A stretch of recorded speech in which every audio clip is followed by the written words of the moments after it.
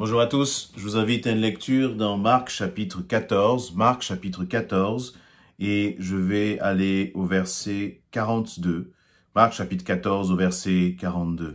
Peut-être on va commencer au verset 41. Dans ma version en français courant, il nous est dit « Quand il revient la troisième fois, il leur dit « Vous dormez encore et vous vous reposez. C'est fini, l'heure est venue.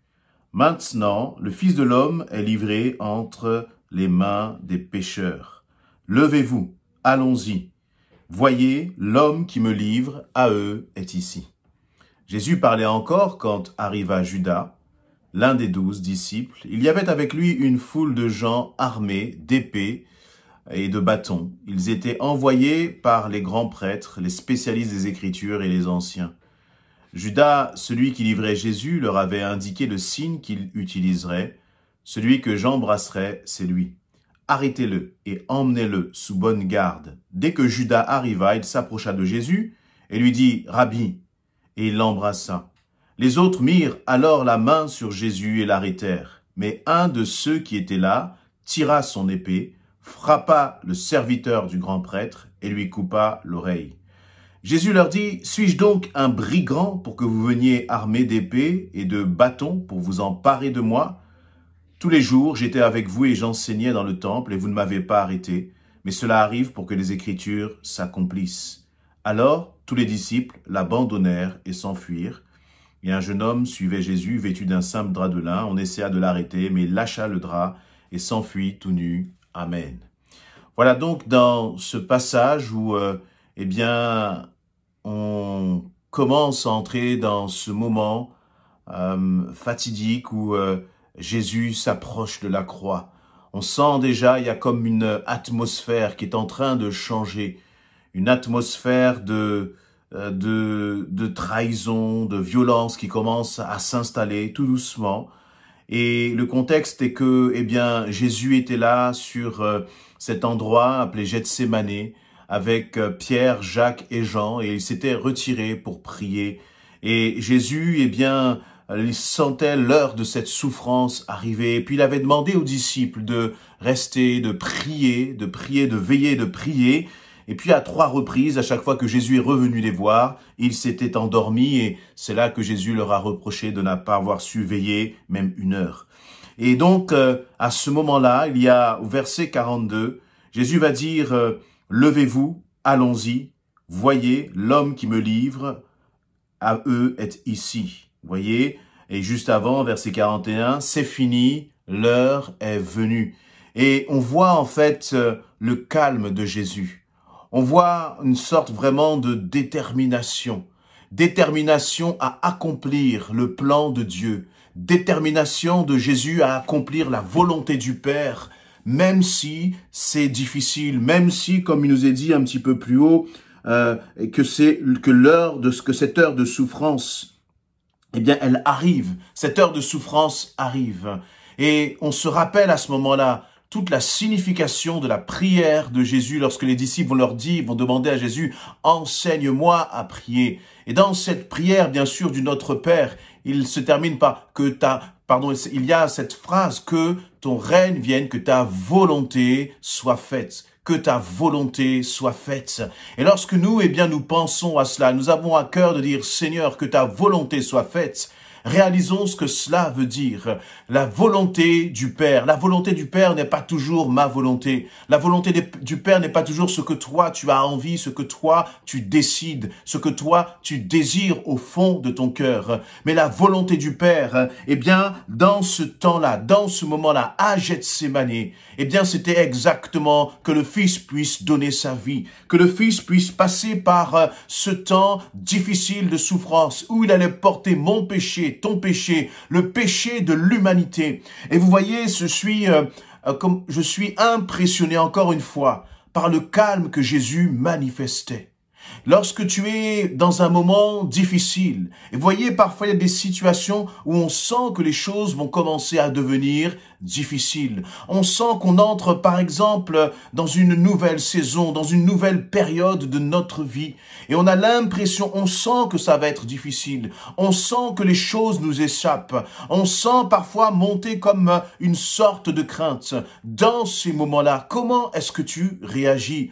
Jésus, lui, était dans le calme. Il était dans le calme, pourquoi? Parce qu'il savait que dans ce temps de souffrance, dans ce temps difficile qu'il allait entrer, eh bien, il accomplissait pleinement la volonté du Père. Et c'est ce qui doit te rassurer. Ce qui est ta paix, la source de ta paix, ce ne sont pas les circonstances, ce ne sont pas les conditions, ce ne sont pas, l'évolution ou le contexte dans lequel tu te trouves. Ce qui est la source de ta paix, ce qui est la source de ta détermination, c'est le fait d'être en phase avec la volonté de ton Père, avec la volonté de l'Éternel. Et c'est ce qui va t'apporter la paix. C'est ce qui va m'apporter la paix. Voyez? Et puis, lorsqu'on continue cette lecture, eh bien, Jésus va dire, eh bien, celui qui va me trahir, l'homme qui va me trahir, approche. Et cet homme, bien sûr, c'était Judas, celui que Jésus lui-même avait choisi, celui qui avait passé pendant 3 ans, nuit et jour, aux pieds de Jésus. Il était à côté de Jésus. Il mangeait avec Jésus. Il parlait, il échangeait. Il voyait Jésus accomplir des miracles. Et il voyait aussi Jésus manifester son amour à son égard. Et pourtant, cet homme-là est venu trahir Jésus. Trahir Jésus, non pas simplement en le désignant du doigt, mais par un geste qui est particulier, par un geste qui est un geste normalement d'amour, un geste que l'on va réserver aux personnes à qui on veut manifester de l'affection par un baiser, le baiser de Judas. Et devant tout cela, sachant cela, Jésus est resté dans le calme. Jésus est resté dans le calme. Et puis ensuite, on a toute cette phase où les chefs religieux sont venus, vont prendre Jésus, le prendre et le menacer.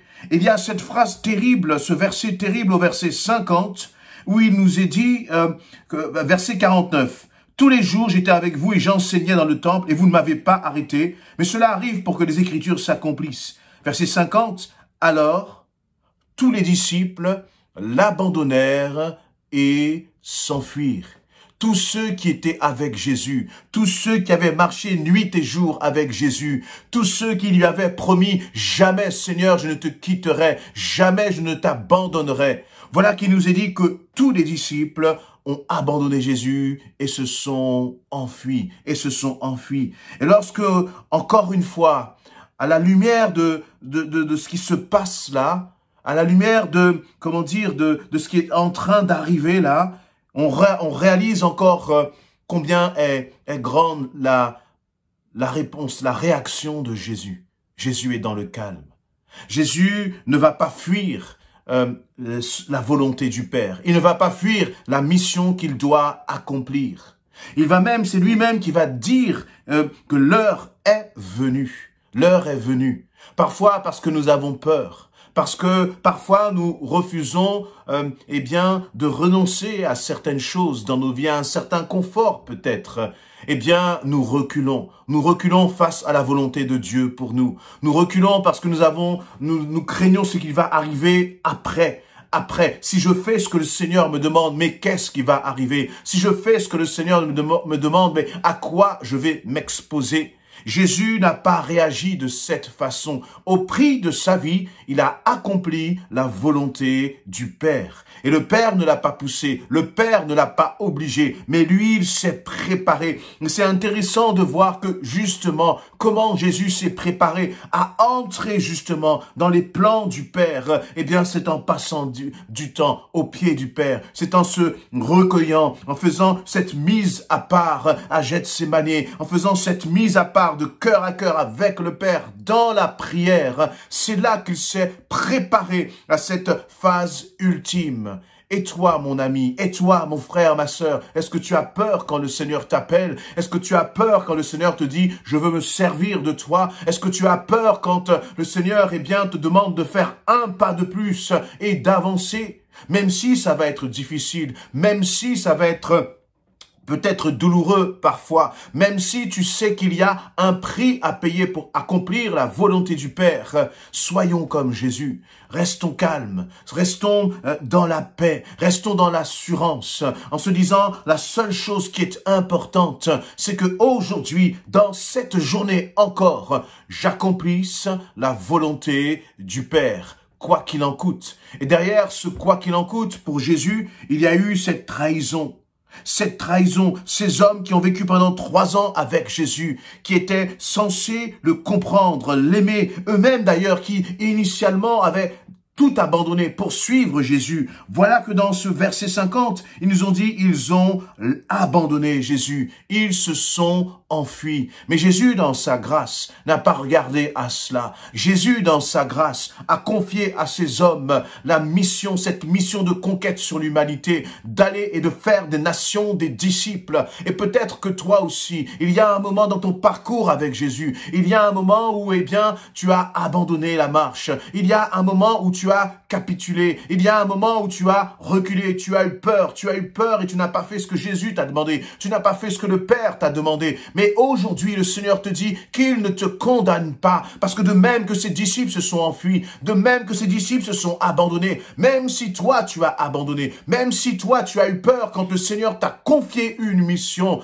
eh bien, ne reste pas dans la culpabilité, mais avance, saisis la main de ton Père, relève-toi et continue. Fais ce que le Seigneur te demande et fais-le avec cette paix, fais-le avec cette détermination, parce qu'il est clair, il est certain que ce ne sera pas facile, que la tâche ne sera pas facile, mais à travers cela, tu seras vainqueur, comme Jésus-Christ a été vainqueur à la croix, comme Jésus-Christ a été ressuscité à la croix. Toi aussi, si tu acceptes la mission que le Seigneur te confie, si tu acceptes l'appel que le Seigneur te confie, si tu rentres dans le service auquel le Seigneur t'appelle, alors tu seras vainqueur. Le Seigneur va te donner la victoire, tu peux compter sur lui, tu peux t'appuyer sur lui. Ne t'appuie pas sur les hommes, ne t'appuie pas sur ton entourage, ne t'appuie pas sur toi-même, tes compétences et ton savoir et tes connaissances, mais appuie-toi sur une seule chose.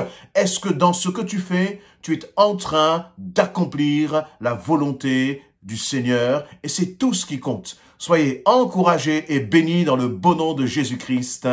Amen.